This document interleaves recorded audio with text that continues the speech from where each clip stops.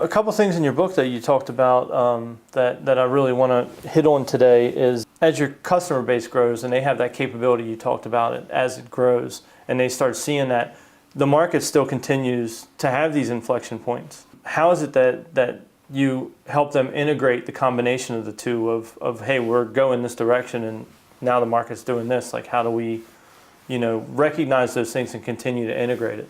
Well, that's the ongoing challenge. I mean, that is the challenge of business. So you've got your own will, I want to grow. You've got your customers, what do they want? And they're generally not supporting your growth. They might be buying your products and services, might be really happy about it, but they're not in charge of your business growth. That's your problem, right? And then you've got the market, which is unpredictable. I mean, can turn on a dime. I mean, we saw the market tank in 2008 and 2009, and it just depends on what sector you're in. One thing about when the market shifts dramatically, I think of it as like the ocean.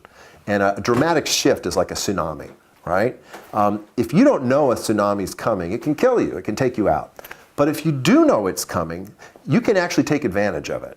And, to use that metaphor, first thing you do is clear the beach. Right? You get all your operations, get all your people into safety so that you do your very best to be ready for that kind of a massive hit. And then you start asking the question, how do we harness the power of this force? Imagine what it would be like, for example, if you were an electric company and you could hook up a generator to a tsunami.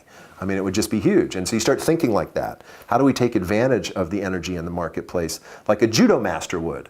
Use it so that when this is over, when this strike is over, I'm in a better position than when it happened. And so that's a big part of that process of figuring out how to bring those things together that you talked about. When you do see that shift and you see a new opportunity and it arises and you want to take advantage of that, somebody with your book and your insight or somebody that would work with you and you see that coming, what is it that you kind of try and help them to recognize and to be able to move forward with something like that? Well, I'll give you a couple of examples from real life. So one is HR Certification Institute. So we are in a time when people are truly becoming the core asset of organizations. I mean, technology is proliferating, and you need people, you need talent who understand how to use it and how to apply it. So the CHRO, the C-level HR vice president, is in a unique position. They're in a position to develop and recruit talent.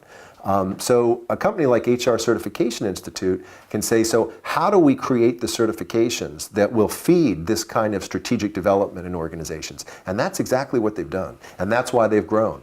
The other thing they need to ask is, how do we get out there so that people know about us? Because it's one thing to be able to do something for someone. It's another thing for them to want you to do it for them.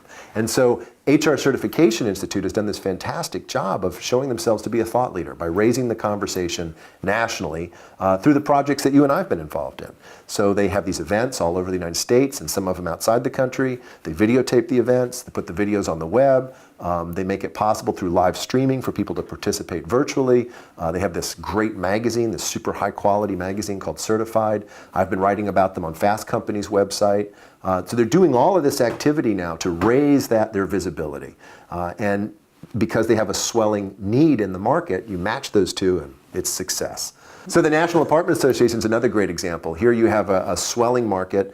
Mortgages have tanked. People have lost their jobs. They can't get mortgages. You have continued urbanization. So there's this growing need for rental. And so the question is, can the organization build the capacity to get in front of that curve and move out there? And the answer is yes, they can. But what they need to do is they need to overhaul their systems. They need to become better at data management. They need to increase their customer service quality. So here's an organization that's already first in place. They're already the best at what they do.